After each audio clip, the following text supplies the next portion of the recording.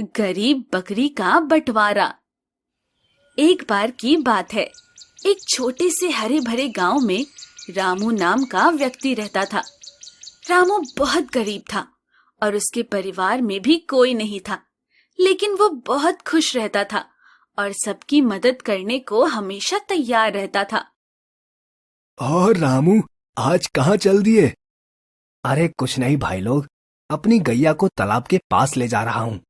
आसपास के जंगल से इतने कुछ चारा काट लूंगा, तब तक ये तालाब में डुबकी लगा ले। अच्छा अच्छा, ठीक है, जल्दी जाओ और जल्दी लौट आना, सांझ होने वाली है। रात में जंगली जानवरों का खतरा रहता है।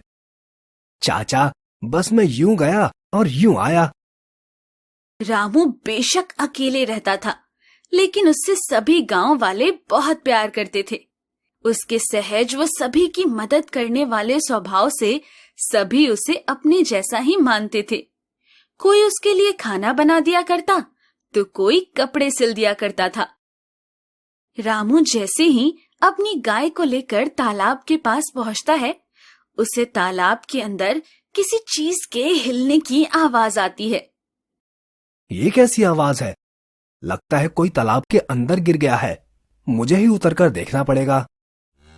रामू जैसे ही तालाब के अंदर उतरता है, उसे वहां पर सफेद कलर की एक छोटी सी बकरी का बच्चा दिखाई देता है।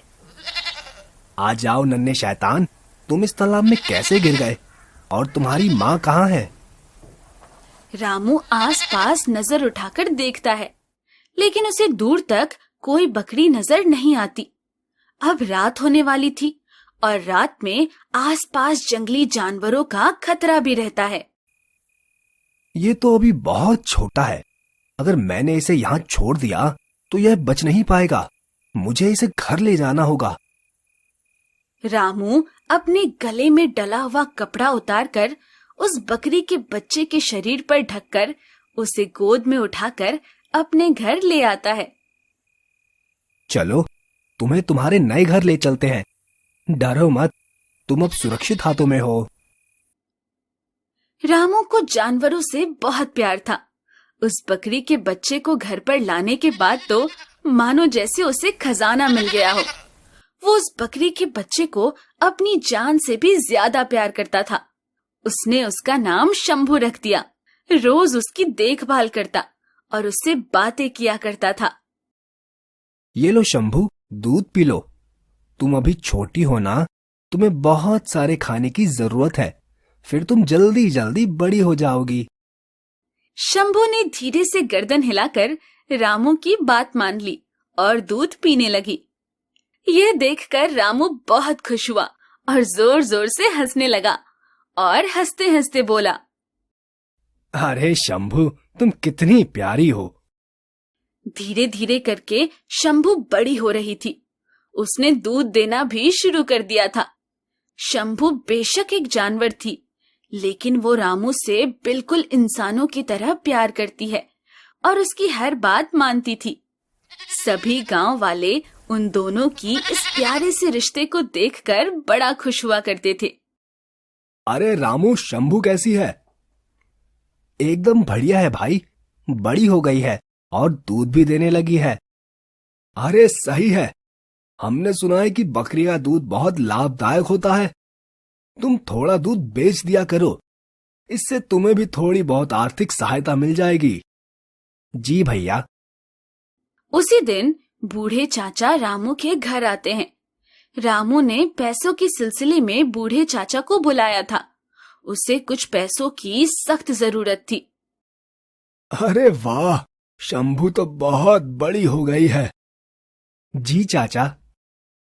बताओ रामू बेटा, क्या काम था? तुमने मुझे अचानक ऐसे क्यों बुला लिया? चाचा, मुझे कुछ पैसों की सख्त जरूरत थी। अच्छा बेटा, मैं तुम्हारी कुछ सहायता तो कर दूंगा, लेकिन इतनी रकम तो मैं नहीं दे सकता। मेरा एक सुझाव है, क्यों ना तुम शंभू को बेच दो? ये बात सुनकर रामू के पैरों तले जमीन खिसक गई। वो शंभू के जाने की बात सपने में भी नहीं सोच सकता था। चाचा, ये आप कैसी बात कर रहे हैं? मैं ऐसा नहीं कर सकता। मैं शंभू को अपनी जान से भी ज्यादा प्यार करता हूँ। क्या इस समस्या का कोई और उपाय नहीं? चलो मैं कुछ इंतजाम करता हूँ। ऐसा कहकर बूढ़े चाचा वहां से चले जाते हैं। लेकिन रामू को पैसों की जरूरत तो थी ही। अब वो सोच में पड़ जाता है कि क्या सच में उसे शंभू को बेच देना चाहिए या नहीं। पैसे ना होने के कारण ना तो वो खुद का ध्यान रख सकता है और ना ही शंभू का। अगर तुम यहाँ से चली जाओगी तो मैं तुम्हारे बिना कैसे रहूंगा? रामू की बातें सुनकर शंभू निराश होकर अपनी गर्दन हिलाने लगती है, मानो वो भी वहां से ना जाना चाहती हो। तभी इस बात की खबर गांव के एक साहूकार को पता लगती है। वो अगले ही दिन रामू के घर आ जाता है। रामू, मैंने सुना है कि तुम्हारे पास एक बकरी है। मुझे बकरी के दूध की सख्त जरूरत है। मेरी पत्नी अचानक से बीमार हो गई है। डॉक्टर ने कहा है कि इस बीमारी का इलाज सिर्फ बकरी के दूध से ही हो सकता है। मैं इस बकरी के लिए तुम्हें मुंह मांगी रकम देने को तैयार हूँ। ये बात सुनकर रामू सोच में पड़ जाता है, क्योंकि वो सबकी मदद किया करता था। कुछ समय सोचने के बाद रामू ये फैसला करता है कि शंभू का वहां से चले जाना ही अच्छा है। वो दिन ब दिन कमजोर भी हो रही थी। साहूकार के घर जाने के बाद उसे अच्छी देखभाल वो खाना तो मिलेगा। ठीक है साहूकार जी, अगर आपको इतनी जरूरत है तो मैं शंभू को देने के लिए तैयार हूँ। साहूकार अपने कुछ आदमियों को बुलवाकर शंभू को खोलकर ले जाता है।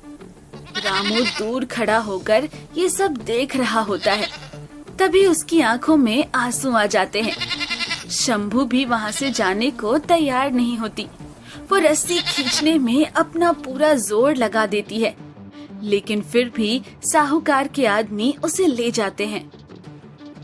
कोई बात नहीं रामू, कभी न कभी तो इसे जाना ही था। तुम दिल छोटा मत करो। सभी गांव वाले उसे समझाने लगते हैं।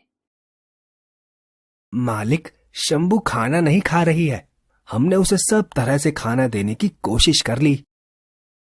अगर इसका यही हाल रहा तो ऐसे तो यह कमजोर पड़कर मर जाएगी। शंभू रामू को अपनी माँ की तरह समझती थी। उससे बिछड़ जाने के बाद उसने खाना पीना सब छोड़ दिया था। उसे हर वक्त अपने मालिक की याद आती रहती थी। साहूकार के घर उसे कितना भी महंगा खाना एवं सुविधा क्यों न मिले, पर जैसे उसका दिल व दिमाग वहीं रखा हुआ था। वहीं दूसरी ओर शंभू से बिछड़ जाने के गम में रामू की तबीयत बहुत खराब हो गई। उसका बुखार उतरने का नाम ही नहीं ले रहा था। सभी गांव वाले रामू के लिए बहुत चिंतित थे। रामू, अब तो कुछ खा लो। गांव वालों से रामू की ये हालत देखी नहीं गई। वो सभी मिलकर साहूकार के पास गए, शंभू को वापस करने की गुहार लगाने। कोई बात नहीं, शंभू को ले जाओ। रामू से बिछड़ जाने के बाद इसने भी ठीक से खाना नहीं खाया है और उसी दिन से ये बीमार और उदास है।